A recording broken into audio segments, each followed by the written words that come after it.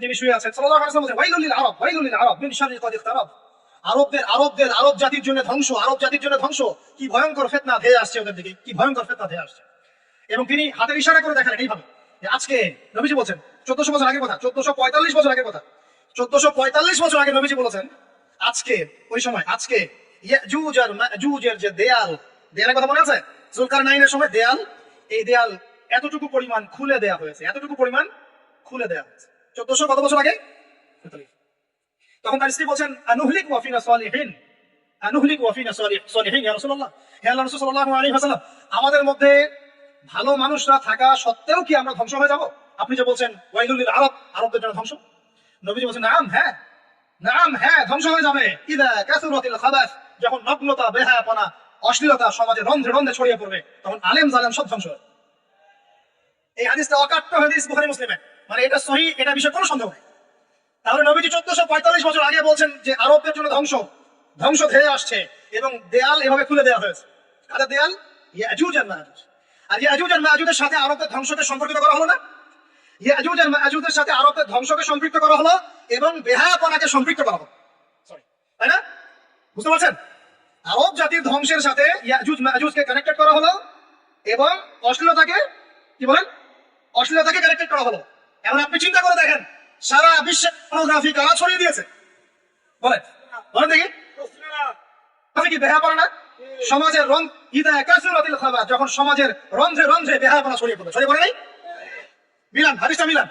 সমাজের এই মেয়েদের এই যে ফ্যামিলিস্ট রেভলিউশন কারা ছড়িয়ে দিয়েছে?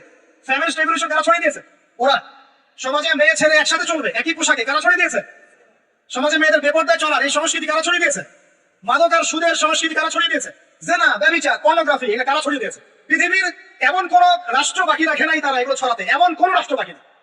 তাহলে সব জায়গায় ছড়িয়ে পড়বে না ইয়াজুজ মাজুজের ফিতনা? ছড়িয়ে পড়েছে। আল্লাহ পাক আমাদেরকে এই পশ্চিমা গোলক ধাঁধা থেকে হেফাজত করুন। আমি আমাদের সংস্কৃতি নিয়ে আমরা বুক ফুলে বাঁচবো ইনশাআল্লাহ, আমাদের সংস্কৃতি নিয়ে আমরা চলবো ইনশাআল্লাহ। আমাদের কোরআন আছে, হাদিস আছে, আমাদের নবী আছেন, আমাদের সাহাবীরা আছেন, আমাদের দ্বীন আছে ইনশাআল্লাহ। আমাদের অন্য কাউকে প্রয়োজন আছে?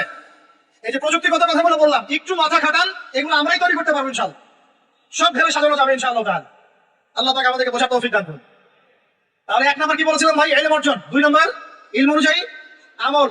আর এই আমলটাকে শুধু ব্যক্তি জীবনে না, জীবনের সব ক্ষেত্রে আল্লাহ কবুল করুন।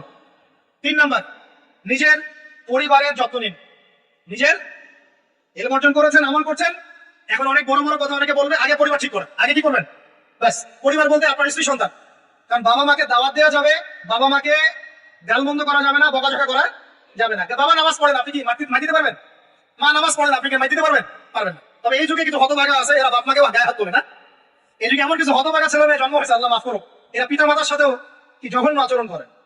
পিতা মাতা দোয়া নিবেন, যাদের সাথে পিতা মাতা দোয়া থাকে জীবনে সফল হবে ইনশাআল্লাহ। যার সাথে পিতা মাতা দোয়া নাই, অবস্থা খারাপ। আল্লাহ মাফ করুক আমাদেরকে। এখন পরিবার বলতে আপনার স্ত্রী সন্তান প্রথম প্রায়োরিটি পাবে। আর পিতা মাতাকে আপনি দাওয়াত দিবেন, নসিহত করে বোঝানোর চেষ্টা করবেন। আপনার সন্তান যদি 10 বছর বয়সে নামাজ না পড়ে, তখন তাকে আপনি পিটাতে পারবেন, কিন্তু আপনি বাবাকে পারবেন? আর পরিবারের কিছু বিষয় এটা আপনি পাবেন প্যারেন্টিং বইয়ের মধ্যে। আর আল্লামা তাকি উসমানী দামাত বারাকাতুহু শাইখের একটা কিতাব আছে, ইসলাম ও পারিবারিক জীবন। ইসলাম ও পারিবারিক জীবন, এই বইটা পড়লে আপনি অনেক কিছু জানতে পারবেন। আমি ডিটেইলস বলে দেওয়ার সময় পাচ্ছি আজকে। এক কথায় পরিবারের মধ্যে তাওহীদ থাকবে, শিরক থাকবে না, ঠিক আছে? পরিবারের মধ্যে সুন্নতের চর্চা থাকবে, কোনো বেদাত থাকবে না। পরিবারে হালাল রিজিক থাকবে, কোনো হারাম ঢুকবে না। পরিবারে বিয়ে করব যখন দিনদারিতা দেখে মেয়ে চুজ করবো, সৌন্দর্য, শ্বশুর, টাকা পয়সা দেখে নয়। হ্যাঁ, সৌন্দর্য থাকতে পারে, সৌন্দর্য থাকলে নূরুন আলা নূর, আরো ভালো। কিন্তু যদি মেয়েটা এই যে আমাদের এখনকার সুন্দরী বলতে আপনারা যাদেরকে বোঝেন, নাম নিচ্ছি না, তাদের মতো সুন্দরী নাও হয়, মন খারাপ করার কিছু নাই। এগুলো সব আর্টিফিশিয়াল সুন্দর। কি সুন্দর? আসল সৌন্দর্য হচ্ছে কলবে। আসল সৌন্দর্য কোথায়? কলবে। আর